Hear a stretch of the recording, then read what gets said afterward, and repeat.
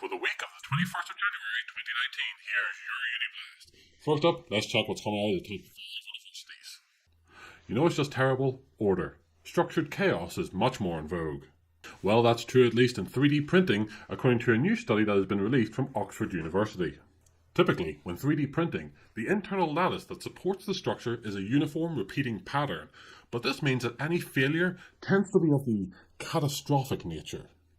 So Pam et al. Turned to the natural imperfections that are already found in crystals, which are also made up of similar repeating patterns. Called the grain boundary, these imperfections radically strengthen the overall structure, as any dislocations or cracks are disrupted when they reach this boundary. What's more, because of our knowledge about these grain boundaries, we can actually create planned imperfections that will strengthen these 3D printed metacrystals even further. It's also a pretty good motivational thought. Diamonds are strong because they are flawed. And aren't we all diamonds? The colour of our skin is one of the most variable aspects of humanity, but how did such an evolution come about? Well, University College London has travelled to South America, where, thanks to their history, the people have strong genetic ties to East Asians, Europeans, and Africans. This has resulted in the identification of 5 new areas on the genetic code that are associated with skin colour as well as eye and hair colour. They also find clues to our genetic history. Apparently around 40,000 years ago, a pigment, which influences part of our skin colour, melanin, split between Europeans and East Asians, which then later travelled to the Americas. Melanin helps protect the body against UV radiation, which can cause skin cancer. This gene turned up in Africans as well, as you would expect, but the variants were very different, which Adhikari et al. Said emphasizes the importance of studying a wider population in order to obtain a fuller picture of the genetic architecture of pigmentation variation in humans. Well, colour me impressed. Together we can make a Mexican wave, but how about a Japanese wave? One of Japan's most famous paintings, Hokusai's The Great Wave of Kanagawa, has been successfully recreated under man-made conditions for the first time.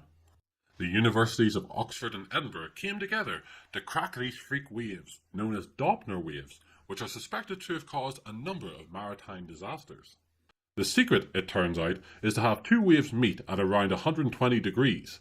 The wave produced even had the famous claw-like crest of the painting. Oxford has released a video showing how they made the wave, which is included in the link below. It's very impressive, and don't forget to give them a wave. Now on to physics and engineering. Richard Feynman once said that nobody understands quantum mechanics, but gosh darn it if we aren't trying. And by we, I mean of course the University of Liverpool and McMaster's University in Canada. They have just discovered a new state of matter called a quantum spin liquid.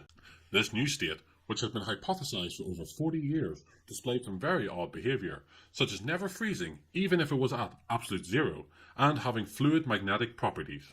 Lead author Dr. Lucy Clark highlighted that while doing one experiment often led to more questions than answers, this time the physics were particularly rich, and there were many more intriguing properties to be discovered.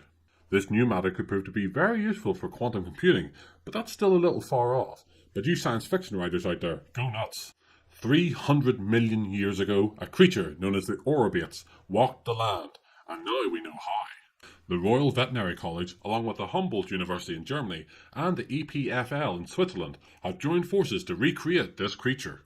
It marks a point in evolution where land vertebrates split on the one hand into reptiles and birds, and on the other, mammals. And well, it's an actual interior crocodile alligator, which isn't that surprising, as the reference animals they used include the caiman, as well as iguanas and salamanders, and found that for a 300 million year old creature, its movement was very advanced. This research and engineering will now move forward to examine the locomotion of other fossils. And if you want, they have an interactive website linked below. Go give it a try with their simulations. Look, you can make him a tall boy or a wee sneaky snoo. It's so fun. I do feel sorry for graphene. First it gets labelled a wonder material, and now everyone just wonders when it's going to be useful. Well, the search continues all around the world as researchers from Queen Mary and Birmingham University, as well as in China, have found that humidity will affect the carbon sheets.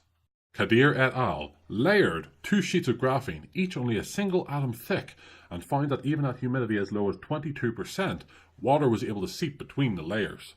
At 50%, the graphene layers completely separated. So now anyone working with the material will now need to take account of the environment they are working in and note the humidity on any experiments they are doing. Oh, Graphene, you will get there one day, I'm sure of it. Now to our own biology. Those diagnosed with Parkinson's disease, the second most common neurodegenerative disease in the developed world, suffer from a wide range of issues, one of the most debilitating being freezing of gait, where it feels as though your feet are glued to the floor. It is a horrible and frustrating symptom, one that the researchers at the University of Galway sought to fix, and while they still have a long way to go, they have seen some good results with a wearable device they have created. The device, which is worn on the hip, sends out a series of rhythmic electric pulses which stimulate the nerves. The results were described as very encouraging, with all participants seeing some sort of improvement. One in particular saw a 75% reduction in freezing episodes. The team is now looking to do a long-term study to see how the device impacts people's quality of life. PMA, a positive mental attitude. It's something we all need, especially me, considering I have no subscribers. But just you wait, Pewds and T-Series, a new calendar has appeared. PMA is very important, as research from the University of East Anglia has shown. In a 6-month period, they received data on over 800 people, all of whom had a shoulder injury, and went on to study how pain self-efficacy impacted people's recovery while they underwent physiotherapy. Pain self-efficacy is where the patient believes and is confident that despite the pain they are suffering, they will complete the task in front of them. And it turned out to be quite significant. Lead author Dr. Chester said the better the outcomes were 6 months later across all levels of pain. Also, those who believed that physiotherapy was going to have a positive impact did better than those who thought it would provide minimal or no benefit. So believe in the me that believes in you, and don't give me the cold shoulder. You can't keep a good teen down. That's what a new study out of Bristol University highlighted today, as it found teenagers that are affected by asthma or eczema still retain the same level of activity as others their age. The data was gathered as part of Bristol's Children of the 90s study, which only 90s kids will remember.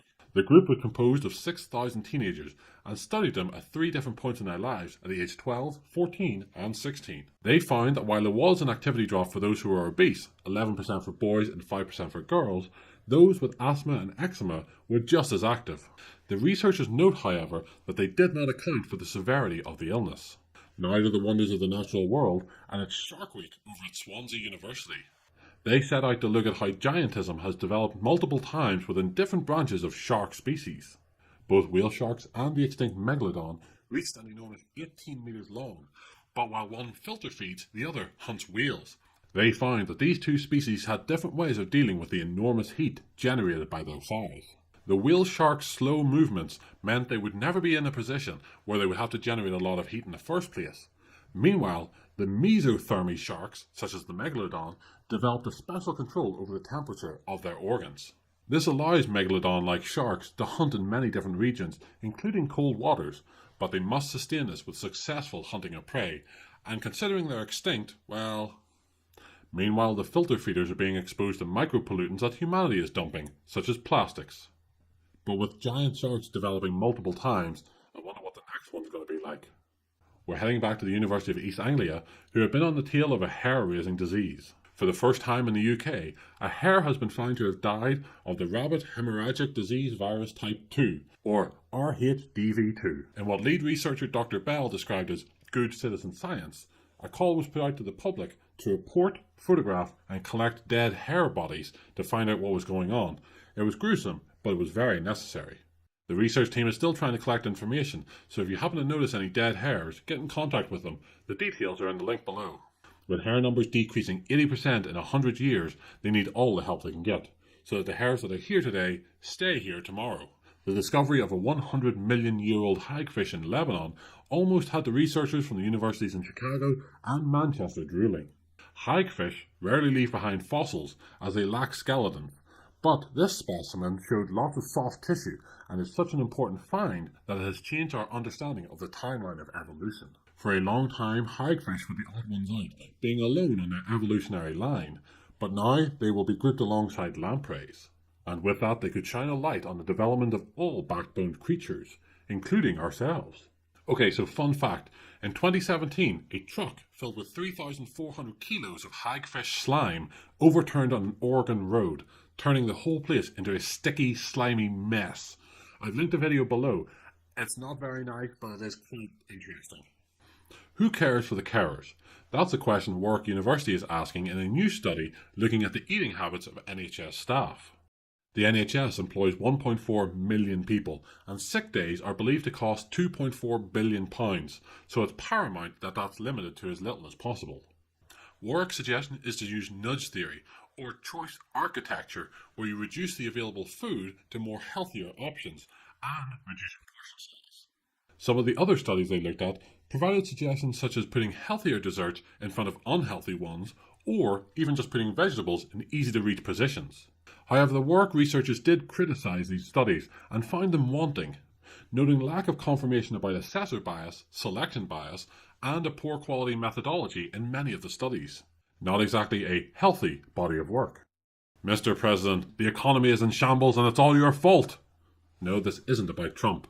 The universities of York and Canterbury turned their eyes to the presidents of the world to see if there was a link between that style of governance and the country's economy. The 119 countries they studied showed that having a president was worse than those with a parliamentary style of government. Annual output growth could be down almost 1.2%, while inflation was 4% higher. Meanwhile, income inequality could almost be 25% worse. They stress how more research is needed, but they suggest that the underperformance of presidential governments is due to a number of factors, namely that transitions between big personalities often send shockwaves throughout economies, whereas parliamentary systems have a smaller range of differences in their parties, which allow smoother transitions and better checks and balances. And before we get to the and finally, be sure to subscribe, and if this is something you'd like to see continue and grow, please consider donating to the Patreon link below. And finally, on the 8th of August 1914, Ernest Shackleton set out on an expedition to travel across the Antarctic continent. It was a complete failure. However, the event remains known due to the epic feat of survival as the crew struggled in the icy desert for 3 years. Now Cambridge University is setting out to search for Shackleton's lost ship, the well-named Endurance, despite the fact it was one of the first things to break. This is actually just a side aim of their expedition to the Antarctic in order to study the ice under the Weddell Sea in extreme detail. The team's main objective is to understand the flow of ice shelves in the region, which could have massive ramifications on the 1 metre sea level rise that is projected to happen by 2100. As they look to the future and the past, I can only say good luck to them.